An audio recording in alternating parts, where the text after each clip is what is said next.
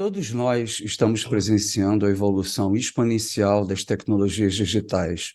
E o que tem mais chamado a atenção ultimamente tem sido os algoritmos de inteligência artificial. Eles estão sendo usados para otimizar, prever, identificar, dirigir, recomendar e simular centenas ou milhares de vezes mais rápido que os seres humanos. Só que isso tem uma série de riscos embutidos. Por exemplo, um carro autônomo do Uber matou uma mulher. As tecnologias de reconhecimento facial têm sido banidas de diversas cidades e estados americanos por identificar suspeitos erroneamente. E a própria Amazon decidiu descontinuar suas ferramentas de análise de currículos após 2 anos de uso, porque não conseguiu eliminar a discriminação dos algoritmos em relação às mulheres. Oi, pessoal, Sérgio Hart, da Cena Digital. Esse é mais um vídeo da série Transformação Digital Brasil em Cena. E hoje a gente vai conversar com o André Gualtieri e a Andrea Nakache, fundadores da Algora.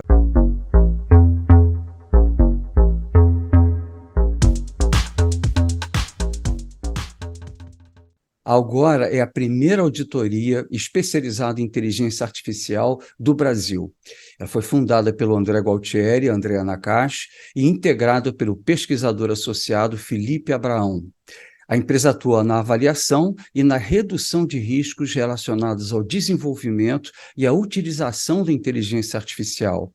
Ela examina sistemas de inteligência artificial pelos vieses ético, técnico, jurídico, oferecendo serviços como a classificação de grau de risco de sistema de inteligência artificial, a avaliação de impacto algorítmico, a elaboração de políticas de governança de IA e o aconselhamento ético em projetos de IA.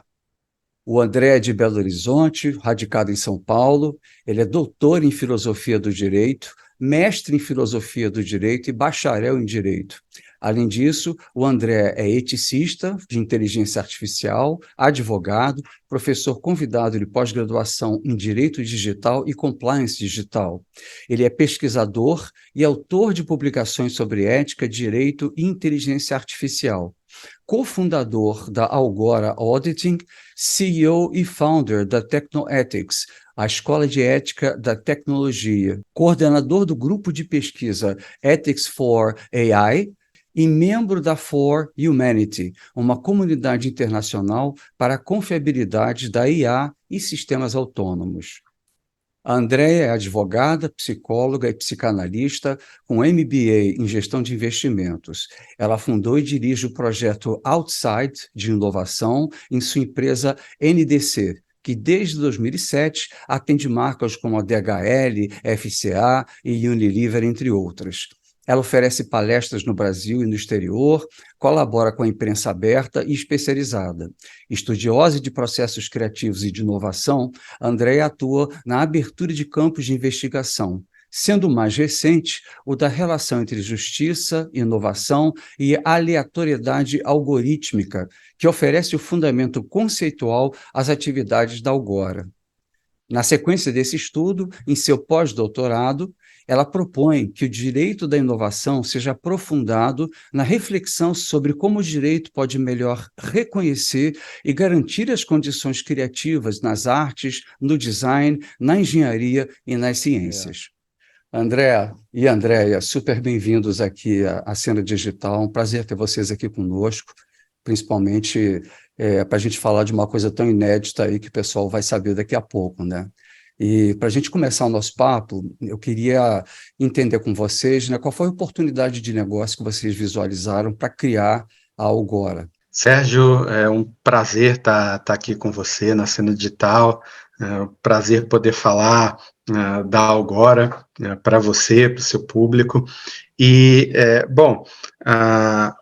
a ideia da Algora, ela tem a ver com um movimento que é, na verdade, um movimento global, no sentido de regulação da IA e estabelecimento de parâmetros éticos para a utilização da inteligência artificial. Empresas como a Algora, elas têm aparecido em alguns lugares da Europa, em alguns lugares dos Estados Unidos, muito por conta dessa necessidade que passou a ser percebida nos últimos anos de estabelecer tanto parâmetros éticos para o desenvolvimento, para o uso da inteligência artificial, quanto parâmetros jurídicos, né? Então, a gente tem falado aí de projetos de lei, mesmo aqui no Brasil, né? Projetos de lei na Europa, que estão para sair, ou que já se tornaram leis e vão entrar em vigor em breve.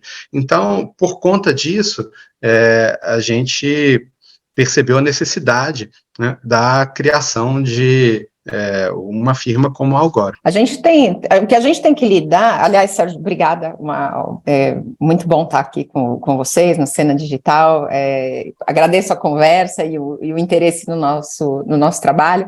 O que tem aqui, a inteligência artificial traz riscos que têm sido amplamente discutidos, de vieses de discriminação, fala-se muito de falta de transparência e explicabilidade de inteligência artificial que funciona como uma caixa preta e ninguém mais enxerga o processo, a etapa interna, né, em que ela chega às suas conclusões.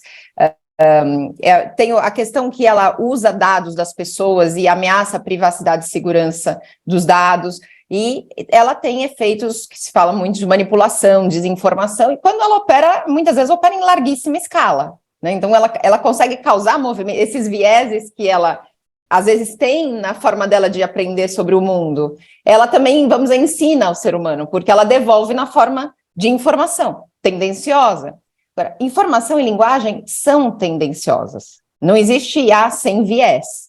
Né? O que a gente precisa fazer é entender o viés, entender qual é o ponto em que ele está apoiado e saber discutir e justificar eticamente como a empresa, ou quem programa, quem oferece a IA para o mundo, dispõe disso. Porque a IA tem sido usada em processos de contratação, seleção de funcionários, concessão de crédito, empréstimo financeiro, equipamentos de segurança, vigilância, reconhecimento facial, que tem se discutido muito, que dá viés. Depois ela tem sido usada em chatbots, assistentes virtuais, na parte de marketing das empresas, e aí também pode dar problema de tratamento das pessoas. Então, a gente acaba oferecendo desde exames mais específicos de funcionamento, até estudos à disposição de uma governança geral de inteligência artificial, inclusive para fins de responsabilização.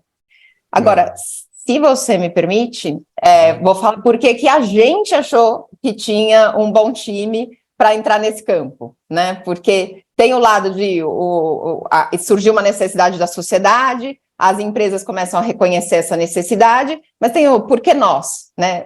Muita gente pode fazer isso. Nós temos uma conceitualização por trás de uma teoria que nasce do encontro da teoria da computação, né, do Alan Turing, com teorias da informação, que emergiu nos anos 70, que é a teoria da informação algorítmica, que permite analisar a inteligência artificial por uma camada mais profunda e mais exata do que a estatística, que é como a inteligência artificial opera e tem sido auditada. Então, as auditorias estatísticas, elas chegam até um nível de profundidade, e para as perguntas que existem, que a gente pode falar mais amplamente quais são, né? Às vezes, essa teoria, que é de uma matemática, de uma especialidade do nosso consultor associado, que é o Felipe Abraão, nós conseguimos responder perguntas em outro nível, perguntas sobre responsabilização, sobre o papel do ser humano, a preservação da liberdade nas máquinas, o motivo pelo qual esses desequilíbrios acontecem. Então, aí eu acho que a gente tem capacidade de fazer uma tradução entre os zeros e uns e a linguagem natural em que estão os princípios éticos, a discussão jurídica, privilegiada nesse sentido. Então, queria que vocês falassem um pouco que serviços vocês vão oferecer e, se possível, dando exemplos, né? Porque eu acho que vocês oferecem uma gama bastante variada. A gente entende que o objetivo aqui é ver o grau de responsabilidade, de risco, né? Mas o que é isso para o empresário, né? O que você vai oferecer? Se a gente for retroceder a 1 ano atrás, 2 anos atrás, o que estava no hype? Né? O que era mais falado? Não era inteligência artificial. Me lembro das pessoas falando muito de metaverso no ano passado, né? No ano retrasado, as pessoas falando muito sobre cripto, blockchain. Parece que a inteligência artificial hoje né, explodiu desde da IA generativa, desde o final do ano passado, né, com o ChatGPT, todas essas aplicações de IA generativa. Mas, olhando para isso, a gente pode pensar, eu acho que erradamente, de que se trata de hype. Mas não se trata de hype. Por que não se trata de hype? Porque a gente está falando de uma tecnologia. A melhor analogia que eu li a respeito é com a energia elétrica, né? Uma frase que eu gosto muito de citar para explicar a inteligência artificial bom, a IA é a nova energia elétrica. Por quê? Porque, assim como a energia elétrica está em todos os lugares que a gente vai hoje em dia, está dentro das nossas casas, está no nosso escritório, enfim, a gente é cercado por energia elétrica, assim será também com a inteligência artificial. E já tem muitas aplicações de inteligência artificial que fazem parte da nossa vida. As redes sociais que a gente utiliza, né? Aplicativos no nosso celular, no Netflix, tudo isso funciona a partir de algoritmos de IA. Então, a primeira coisa bom, a gente está falando de uma tecnologia que já está muito presente nas nossas vidas e vai ficar ainda mais presente, né? E que tipo de tecnologia é essa? É uma tecnologia que, como a Andrea falou muito bem, é uma tecnologia que tem uma escalabilidade muito grande. Então, um problema, né, num sistema de IA, ele pode atingir um número muito grande de pessoas, daí o risco. Então, por exemplo, a IA é muito boa para identificar fraudes. Então, por isso ela é utilizada, por exemplo, por bancos para identificar fraude em cartão de crédito. Ela é utilizada, por exemplo, nos Estados Unidos, para identificar fraude em programas governamentais. E se esse sistema de IA comete um erro? Né? No caso, nos Estados Unidos, numa determinada cidade dos Estados Unidos, em Detroit, um sistema de IA utilizado para identificar fraude em um programa governamental classificou 40 mil pessoas como se elas estivessem cometendo fraude nesse programa. E, de fato, não estava. Esse programa foi cortado. Né? Então, bom, isso pode causar um prejuízo para muita gente. Né? Você falou de viés. Viés é uma discussão muito interessante. Você citou um livro do Ray Blackman, o Ethical Machines, que é um livro muito interessante sobre isso, eu recomendo a leitura. Né? E ele diz, bom, a gente tem 3 grandes problemas quando a gente fala de ética de IA. Né? A gente tem o problema do viés discriminatório, a gente tem o problema da privacidade e a gente tem o problema da explicabilidade.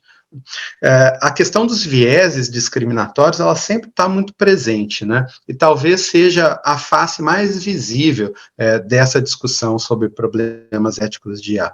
Então, a gente tem, por exemplo, aquele documentário Coded Bias, que está na Netflix, e fala de um problema que acontece muito com aplicações de reconhecimento facial, que é reconhecer equivocadamente, errar no reconhecimento de pessoas. Né? Isso tem a ver com problemas do conjunto de dados que é utilizado, do dataset. Né? Bom, mas dito isso, o que a gente oferece? Né? A gente oferece uma due diligence de projetos de IA. Né? Essa due diligence de projetos de IA, ela engloba vários aspectos que fazem parte do desenvolvimento de um produto, de um serviço que utiliza inteligência artificial. Então, por exemplo, a gente faz uma análise que é uma análise técnica. Essa análise técnica tem a ver com o conhecimento de estatística, de matemática, da teoria da informação algorítmica que a Andrea mencionou, e é uma especialidade do nosso pesquisador associado. Né? A gente faz uma análise ética. Né? Essa análise ética leva em consideração governança de IA que existe em determinada organização, aplicação de princípios de inteligência ética, de inteligência artificial que já são bem conhecidos. Junto com essa análise ética, a gente faz uma análise jurídica e de viabilidade, né, de um negócio que utilize IA. Né? Esse tipo de análise, ela pode ser oferecida de vários modos. né? Então, a gente não está também, nos serviços que a gente oferece, por exemplo, que estão lá no nosso site, a gente não está inventando a roda, né? A gente parte de determinados parâmetros, determinados serviços que são um consenso que devem ser oferecidos em matéria de inteligência artificial no mundo inteiro. Então, por exemplo, há um consenso que precisa haver quando a gente estiver diante de sistemas de IA que ofereçam um alto risco, precisa haver uma análise de impacto algorítmico. Então, a gente faz uma análise do impacto de sistemas de IA, né, e essa análise envolve impacto social, impacto, enfim, na vida das pessoas, impacto jurídico. A gente oferece, por exemplo, uma chamada nota de transparência. O que é uma nota de transparência? É um documento que tem como função lidar com um dos grandes problemas também da ética de IA, que é a questão da explicabilidade. Bom, se, por exemplo, eu sou correntista de um banco e estou pedindo um empréstimo para esse banco e esse empréstimo me é negado, né, por que esse empréstimo foi negado? Uhum. A gente sabe que hoje em dia as instituições bancárias utilizam algoritmo para analisar o score das pessoas. Então, algum tipo de explicação, né, o cliente ou o usuário precisa obter. Por quê? Porque isso está ligado à confiança. Se você não tem explicação alguma, a sua confiança diminui. Então, um outro serviço que a gente oferece, por exemplo, nota de transparência.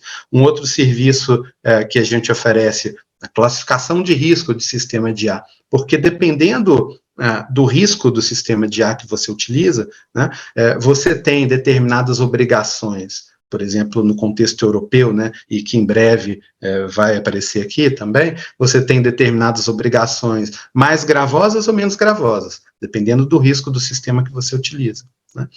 A gente oferece aconselhamento ético. Então, existem diversas questões éticas, e a gente pode falar um pouco mais disso no decorrer da nossa conversa, mas que aparecem do uso de inteligência artificial. Existe um índice que é algo que eu acho muito interessante, que em inglês é creepiness, né, o índice de estranheza de produtos ou serviços, né, que utilizam IA. Então, essa é uma coisa que entra também na avaliação. Bom, será que esse produto que você está desenvolvendo, ele, aos olhos do usuário, aos olhos do consumidor, ele soa muito estranho, né, ou não? Né? Aos olhos do consumidor, ele parece algo muito invasivo, ele parece algo antiético ou não? Né?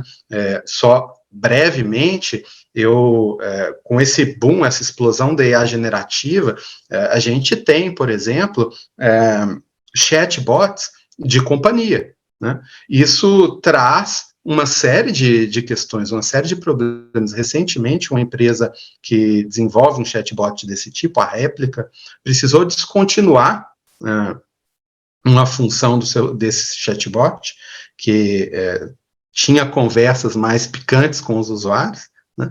E isso causou uma reação enorme dos usuários, né? Inclusive, usuários dizendo que tinham sofrido prejuízos psicológicos graves, né? Então, acho que é desse tipo, esse tipo de análise, né, tentando resumir um pouco, é o que a gente pretende fazer. No bojo disso tudo que a gente está discutindo, né, a informação, a própria treinamento e educação das pessoas que lidam com isso. Pelo seguinte, porque em relação ao ChatGPT, por exemplo, é muito importante entender que o ChatGPT ele tem a capacidade de produzir textos que sejam coerentes, mas não necessariamente textos que sejam verdadeiros. Exatamente. Né? É isso aí. Então, é aí que entra, né, a questão dos riscos éticos, que as empresas que não só programam, mas colocam no mercado, e existe a discussão jurídica nos países de quem é que vai ser responsável, né, o que, conforme a legislação que saia, o que a gente tem, por exemplo, na Algora, é condição de indicar o ponto em que as coisas foram introduzidas no sistema, né, quem introduziu a informação em qual momento. A gente consegue criar recursos para que se identifique no limite, né, para uma IA bem construída, até quem foi que colocou no limite da gente saber o IP, quer dizer, pelo menos de que computador. A gente não sabe, dentro da tecnologia, quem estava por trás da máquina, mas a gente sabe de quem era a máquina, né? E seria possível responsabilizar o dono da máquina pelos inputs feitos em inteligência artificial. Então, a gente está lidando com um aspecto que é de reputação das empresas, de confiança de marca. Tem aspectos de marketing, mas tem aspectos mais profundos que nós consideramos fundamentais nessa dimensão ética dos negócios. Nós não acreditamos que os negócios sejam destituídos ou desprovidos de ética. Existe no mundo da ética dos negócios uma discussão tradicional, quer dizer, um grande executivo conduzindo uma corporação, ele não pode chegar numa sala, dizia-se, né? Ele não podia chegar numa sala de reunião e dizer, nós vamos fazer isto porque isso aqui vai fazer o bem. Ele sempre tem que ter a finalidade do lucro. E o lucro, tradicionalmente, era pensado em oposição à ética. Mas hoje, a gente sabe que a gente está lidando com processos de geração de cultura, geração de consequências sociais brutais, e o próprio processo criativo e de inovação, que é sempre, no qual se discute o impacto social e de larga escala. Então, a ética é necessária aos negócios hoje, não existe mais essa dissociação, e a gente pode atuar não só nesses documentos que estão se tornando tradicionais da nossa área não é tradicional, mas eles estão se tornando tradicionais da área, né, as notas de transparência, os relatórios de impacto, mas no treinamento em company e acompanhar cada etapa do desenvolvimento da IA, desde o projeto, qual é o propósito dela, como que ela está sendo disposta, até o exame de uma máquina que já está operando, os resultados dela e, inclusive, em algumas vezes, um assessment de fora, né? Você pode não ter o código e descobrir alguma coisa, ou você pode analisar o próprio código se ele for concedido. Hoje. E o que eu queria entender entender com vocês se o que vocês estão oferecendo hoje, ou se vocês pretendem oferecer esse tipo de acompanhamento também a nível de projeto, né, antes de virar produto. Essa é a primeira pergunta. E a segunda também, baseada nisso, é o seguinte, é verdade que vocês podem acompanhar quem entrou com que informação lá para o algoritmo aprender. Mas vocês concordam com o medo também que a opacidade do algoritmo continua, ou seja, mesmo que você tenha entrado com qualquer informação que você controle, você não sabe o que ele fez com aquela informação. Andréia fica com essa última pergunta, eu fico com a primeira? Pode passar. Então, eu concordo, eu acho, e acho, inclusive, eu concordo, mas tem um ponto, quer dizer, o problema disso é principalmente de capacidade de computação, é um problema mais econômico, de recursos e de dispêndio energético e de energia de gente também, de trabalho, do que de computação. Né? A gente tem condições até de customizadamente desenvolver ferramentas que automatizem certos aspectos da auditoria, por exemplo, e acompanhem. Então, sim, dá para acompanhar o processo todo e dá para deixar ferramentas ali auditando pequenos aspectos. Mas mesmo estas ferramentas, eu acho preocupante quando alguém vende só as ferramentas, porque essas ferramentas precisam ser auditadas conforme a tecnologia vai se transformando, porque ela vai mudando. A construção dos modelos vai mudando a direção em que podem emergir vieses. Agora, esse aspecto de caixa preta, a gente tem que lembrar que máquinas continuam sendo máquinas, né? Em algum ponto do histórico dela, estão lá as construções, as transformações. A gente não vai recriar o processo dela e o cálculo em que ela chega aos últimos modelos, porque o gasto econômico, a tecnologia e a energia, a capacidade de computação que requer é enorme, né? A gente não constrói um segundo foguete para ir à Lua para testar o primeiro, né? É só essa questão, não faz sentido, né?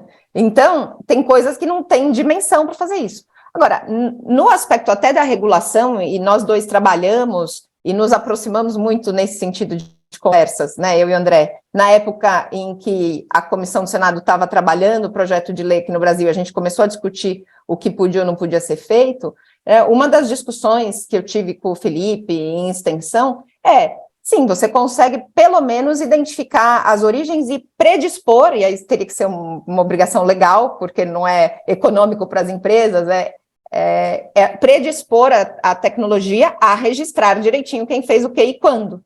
Então, é possível fazer a tecnologia para isto. Isso absolutamente tem que ser feito em tecnologias que são usadas em pesquisas com seres humanos, por exemplo. Né? Então, a gente estava discutindo a área de saúde. Por que a gente deixaria dados laboratoriais, vamos dizer assim, de pesquisa com seres humanos, serem manipulados sem nenhum registro?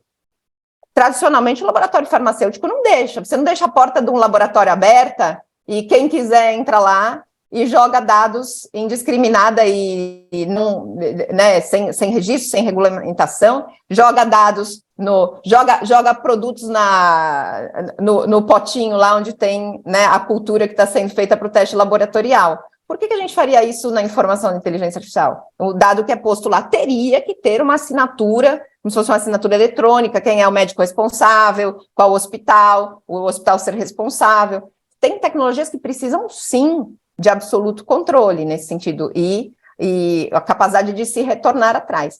Em termos de tecnologia, isso é perfeitamente possível e programável. A questão é onde a gente vai deixar solto e onde a gente vai deixar preso. O grau de opacidade de sistemas de IA varia de acordo com o sistema também. Então, quando a gente fala, porque a gente está falando de machine learning, nem todo machine learning é deep learning, mas deep learning é uma seara, um nicho específico dentro do machine learning. O deep learning traz muito claramente esse problema, sim, da black box, né?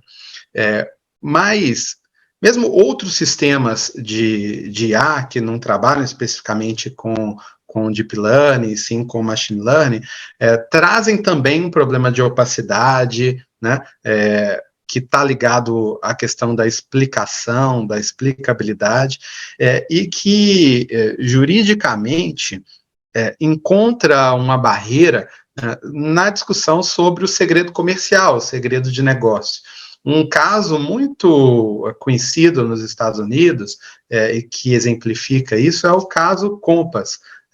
São algoritmos de recomendação que são utilizados pelo judiciário de alguns estados nos Estados Unidos para recomendar se determinados presos devem ser libertados ou não, né? Você consegue explicar para as pessoas por que o sistema recomendou que ela fosse libertada ou que ela continuasse presa, né?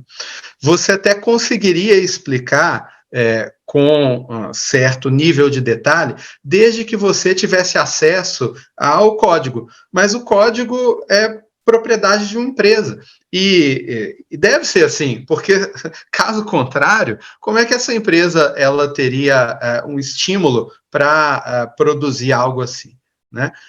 Mas o meu ponto é que mesmo sem que a gente precise revelar o segredo comercial, a gente pode sim dar uma explicação para a pessoa que está submetida a esses sistemas, a decisões automatizadas, que seja uma explicação robusta, né?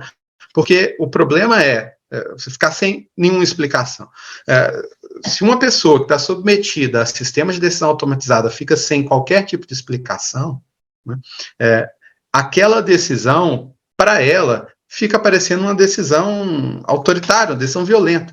E aí tem um problema, que é o decréscimo da confiança. Isso que a Andrea pontuou do Ethics by Design é muito importante e faz parte também das discussões que a gente tem no campo da privacidade também. Privacidade, por conta do trabalho da Anne Cavoukian, que foi da Autoridade Canadense de Proteção de Dados, a gente tem a expressão Privacy by Design. O objetivo no Privacy by Design e no Ethics by Design ao final, é sempre o mesmo objetivo, que é gerar uma relação de confiança com o usuário, com o consumidor, que ao longo do tempo é vantajosa para quem adota essa postura, né? Porque quanto mais confiança, melhor o seu relacionamento com o seu consumidor, com o seu usuário,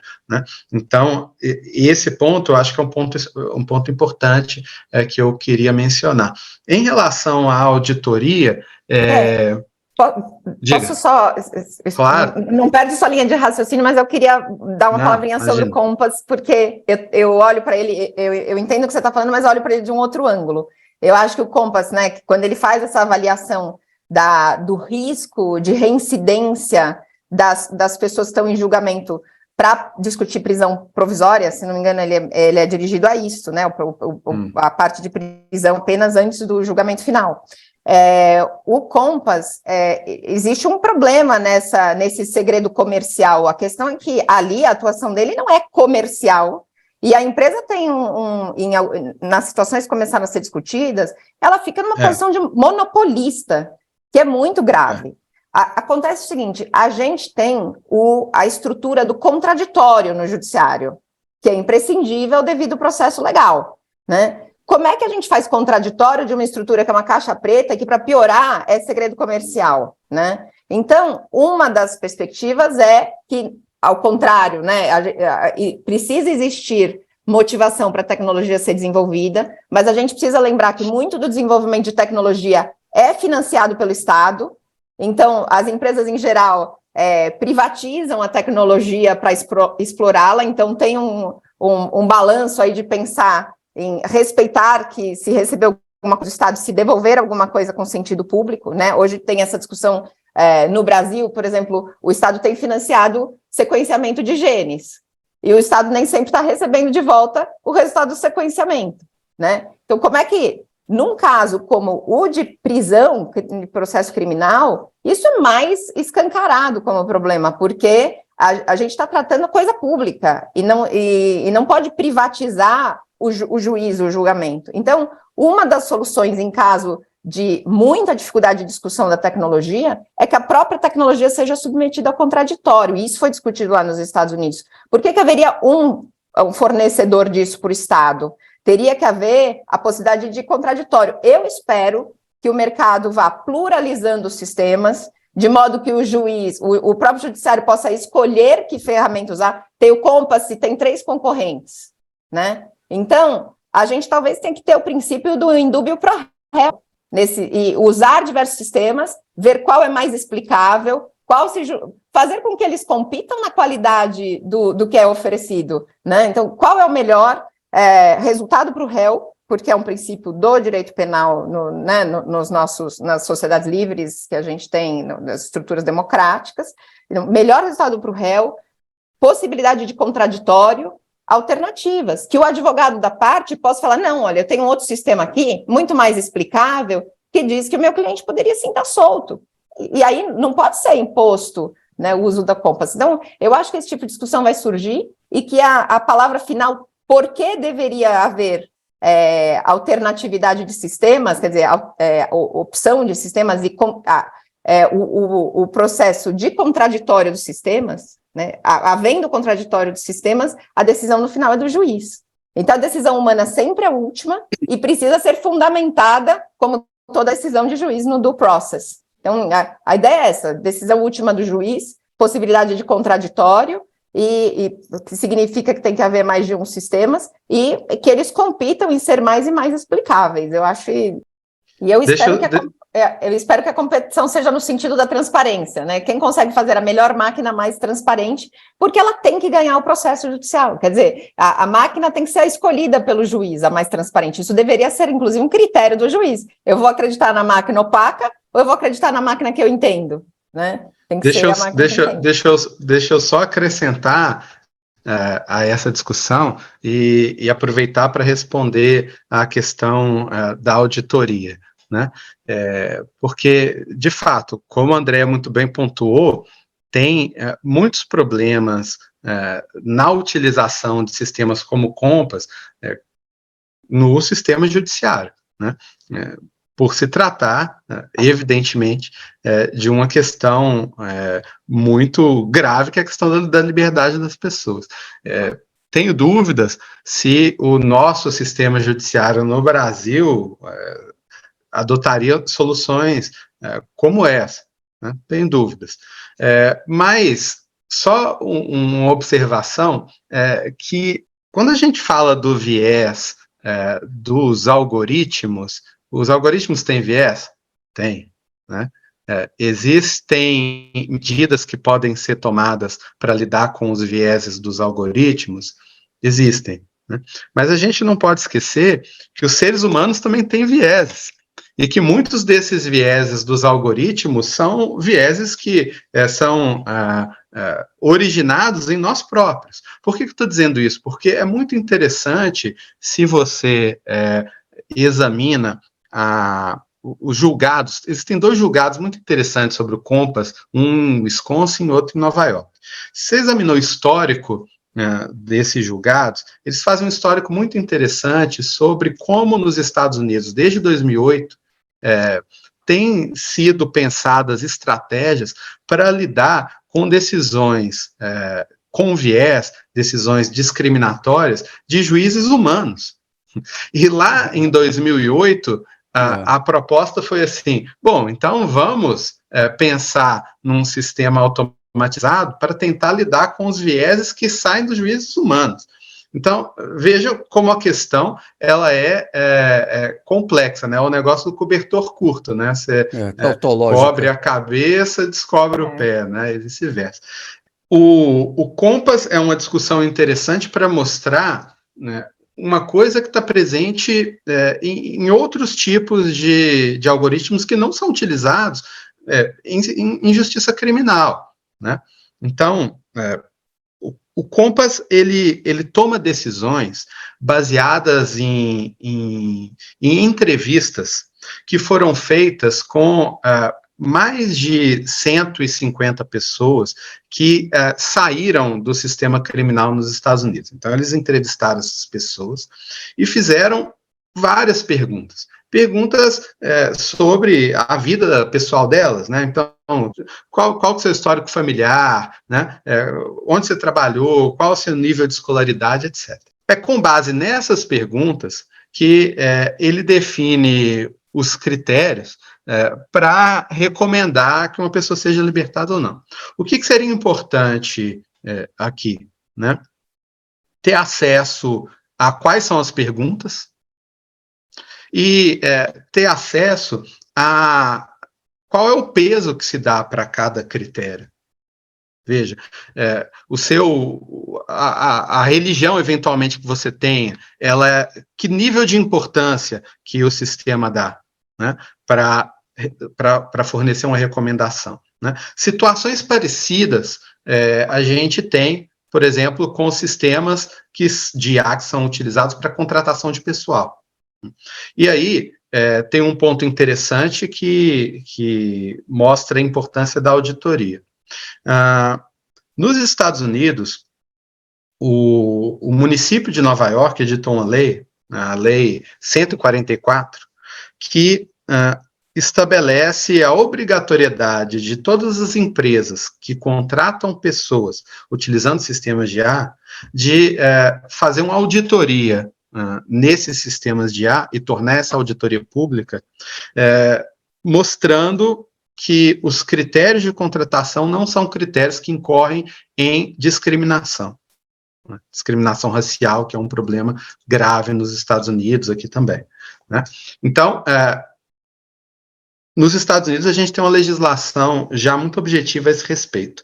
Na Europa, no ano passado, foi editado o Digital Services Act, e esse ano a expectativa é que a lei que trata de inteligência artificial, chamado AI Act, também entre em vigor, e essas 2 legislações, elas também estabelecem a necessidade de auditorias independentes que sejam capazes de... Então, a auditoria independente, ela vai trabalhar também com confidencialidade, né? Porque o auditor independente ele pode ter acesso a determinadas informações, mas ele precisa tratar essas informações com confidencialidade. Ele tem acesso a essas informações e, com base nisso, ele pode, com base nos parâmetros que ele adota, né? Estabelecer qual é o nível de conformidade que sistemas desse tipo têm com parâmetros que já estão estabelecidos, parâmetros legais que estão estabelecidos, né? E parâmetros éticos. Então, uma construção, né, de toda uma indústria de auditagem de sistemas desse tipo, que é preciso acontecer para que haja uma segurança na utilização. A gente tem que olhar, quando se trata desse tipo de análise de dados que o Compass faz, por exemplo, ele tem problemas. O André fala assim, ó, vai tratar religião, que peso ele vai dar para a religião? Vocês concordam que isso, em algum momento, o programador sentou e pensou, né, que a equipe responsável por programação, que seja interdisciplinar, que seja muito sofisticada, tem que sentar e tirar um coelho da cartola, né? Não é... Vai ter parâmetros ali, tem estudos sociais, pode usar antropologia, sociologia, o que seja, mas qual teoria ele usou para dizer isso, né? E o Compass, por exemplo, um dos problemas que ele tinha, olha que critérios curiosos para você ver possibilidade de reincidência de uma pessoa. Se tem criminoso na família, que o bairro de origem da pessoa, isso foi muito discutido. Você faz um sistema que é colorblind, né? Não vai ver, você não põe input de raça. E aí você põe o bairro. Nos Estados Unidos, isso é extremamente representativo. Então, quando você faz análise de dados, você tem que a gente tem que analisar, né, a procedência dos dados, a integridade dos dados e a representatividade dos dados, sabendo que vai haver viés no final de todo jeito. Porque o problema do viés, inclusive, Sérgio, isso é interessante, ele é o mesmo problema em estrutura do paradoxo que o Condorcet encontrou no voto, né, no início da discussão do Estado moderno, quando a gente estava falando como é que a gente faz o voto ser representativo, né? E que foi discutido com as impossibilidades de Arrow, né, no século passado. E qual é o problema? Você tem uma complexidade de critérios e tem que eleger alguns. Agora, pede para muita gente eleger entre critérios complexos e criar essas hierarquias. O resultado que eles encontram é que, ainda que a maioria concorde com certos critérios e faça uma eleição de critérios, a maioria não vai ficar satisfeita. Ela vai eleger, principalmente se você tiver 2 turnos, mas ela não chega a uma solução satisfatória para a maioria, né? A gente elege sem gostar do resultado, porque não atende os nossos critérios. Na matemática da inteligência artificial, esse problema se reproduz no seguinte sentido: você tem ajustes estatísticos, você faz nela, então, para tirar erros. Só que você tira erro, né? Por exemplo, no tratamento de grupo, você mitiga os erros de tratamento de grupo, você aumenta o erro no tratamento do indivíduo dentro do grupo. Você mitiga erros no tratamento do indivíduo, você aumenta os vieses de grupo. Esse é um tipo de problema. São problemas matemáticos, impossibilidade matemática de limpar a inteligência artificial desses problemas, né? Daí a discussão, daí a gente ter que manter o ser humano olhando de cima essas ferramentas e ter alternativas de ferramentas. Isso se transporta para uma discussão, em termos jurídicos, a discussão do fairness, ou da justiça, né, desses critérios. E, como o André muito bem pontuou, a justiça envolve fazer discriminações, não no sentido pejorativo do termo, mas distinções. Distinções precisam ser feitas no sentido de, bom, que peso que eu vou dar para cada uma dessas informações que eu tô... Mas só tentando voltar um pouco à discussão sobre o modelo de vocês, se vocês puderem explicar para a gente também quem é o cliente de vocês, ou que tipos de clientes vocês estão tratando e com quais modelos de negócio você também estão trabalhando. Tá. Primeiro, óbvio, a gente vai atender as empresas privadas, as startups que estão propondo isso, né? Desde quem está desenvolvendo desde o projeto, como a gente estava falando, até quem se serve dela. Por exemplo, um hospital que compra, né, o serviço de inteligência artificial, ele precisa ter o mesmo tipo de assessment, de auditoria. E a gente pode pegar, do outro lado, quem precisa dessa auditoria porque é impactado por ela. Então, tem as startups tal, e empresas em setor financeiro muito forte, saúde, varejo, manufatura, todo mundo que trabalha com recrutamento, crédito, contratações nesse âmbito, né? Tem as próprias organizações governamentais, Sérgio, porque elas estão trabalhando com inteligência artificial e se não estão, irão trabalhar com as áreas de segurança, defesa, transportes e a própria justiça, a gente está falando, né?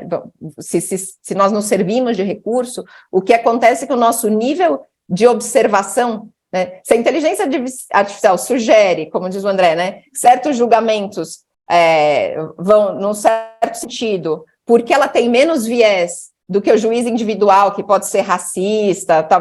A história americana tem muitos relatos disso, até na literatura, muito bonitos, né? Então, essa inteligência artificial pode vir e tirar os extremos do viés humano, no entanto, o ser humano tem que olhar de cima, sempre vai ter que olhar de cima o viés da máquina. Então, nós ganhamos, como naquelas brigas de quem joga melhor xadrez, né? Quem joga melhor xadrez? O ser humano junto com a máquina, informado pela máquina. Aí o potencial é imenso. Então, tem as organizações governamentais, tem que fazer esse trabalho, o próprio terceiro setor, todo mundo que lida com direitos humanos, proteção do consumidor, privacidade, ética, que vai precisar olhar esses recursos com profundidade, e as instituições acadêmicas e de pesquisa. Então, a gente tem que oferecer uma auditoria especializada, independente, imparcial. A gente vai poder trabalhar junto com auditorias e consultorias tradicionais e ser parceiro dos escritórios de advocacia. Então, do ponto de vista de modelo de negócio, seria um modelo parecido com o das auditorias tradicionais, onde vocês vão a cada 12 meses e fazem um balanço e dão um atestado, né? Ou vocês estão pensando no futuro em ter uma plataforma, por exemplo, né, onde o cliente pode se conectar permanentemente, e a partir dali você gerar alguns gatilhos e falar para ele, olha, tem alguma coisa estranha aqui, você deu alguma mexida esquisita, esse negócio pode estar impactando a variável XYZ. O que vocês pensam?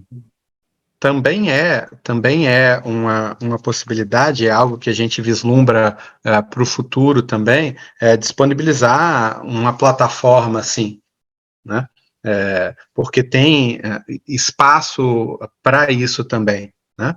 Para uma plataforma que lide com isso, para automatizar certas coisas, né? Agora, dentro da... Customizar, né, dela. O problema aí é que ela tem que ser customizada, a própria plataforma tem que ser auditada, né, no cuidado com o cliente. Então, a gente sempre sobe de nível. Cada vez que você põe tecnologia, você tem que subir a auditoria humana de nível, e tem que estar olhando de cima, né? Mas isso é o que... Mas a gente vislumbra isso, né?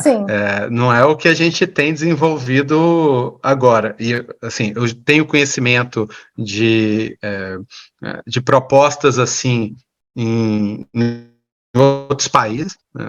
Já tem sido feitas coisas nesse sentido, né? Mas o que a gente tem desenvolvido mais imediatamente é esse olhar, como a André falou, humano, né? Esse olhar humano que parte tanto de uma auditoria, de um compliance de inteligência artificial, a moda como a gente vê em outros tipos de compliance, que a gente tem um conjunto de regras que a gente toma como modelo, né? E aí a gente avalia, né, se aquilo que está sendo realizado, se aquele produto, se aquele serviço está cumprindo aquele conjunto de regras. Existe uma auditoria ética de inteligência artificial também, né, que vai nessa mesma linha, mas para verificar especificamente questões éticas. Existe um acompanhamento no desenvolvimento de produtos e serviços para esse olhar ético também.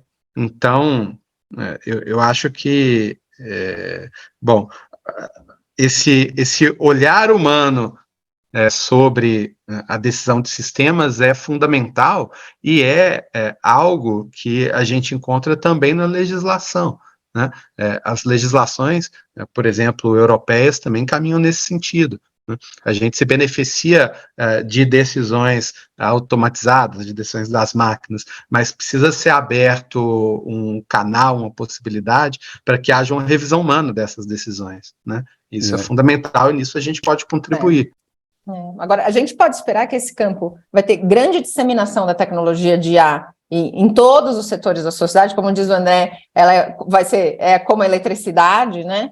Uma regulamentação crescente e internacional, e algumas ferramentas têm essa pretensão, muitas delas têm a pretensão de ser aplicadas internacionalmente. As ferramentas vão ser cada vez mais sofisticadas e os especialistas, vai ter cada vez mais especialistas capacitados. Então, a discussão, a própria, vamos dizer, conscientização, educação sobre A vai ser crescente, e daqui para frente a gente vai ter refinamento das discussões.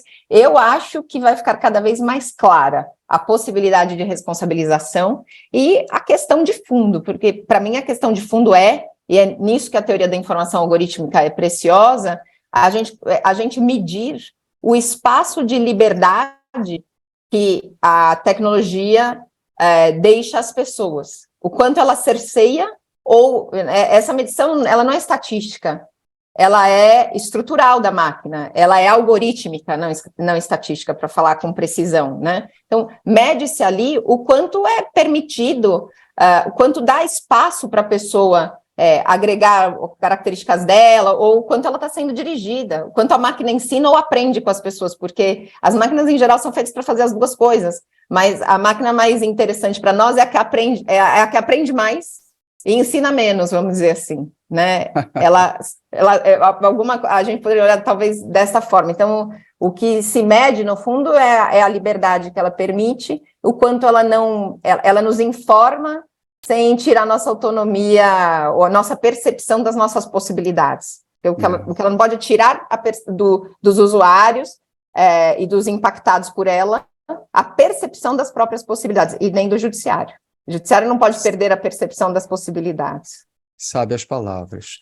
Bom, pessoal, eu conversei aqui com muito prazer, aprendi muito com o André Gualtieri, com a Andrea Nakache. Queria agradecer muitíssimo a vocês terem vindo aqui, explicar um pouquinho do trabalho de vocês, da Algora, e principalmente das questões que estão por trás disso, né, que são questões complexas, que a gente está começando ainda.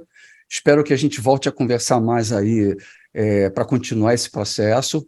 E queria também aproveitar para me despedir do pessoal que está assistindo a gente. Foi um grande prazer e até o nosso próximo vídeo aí.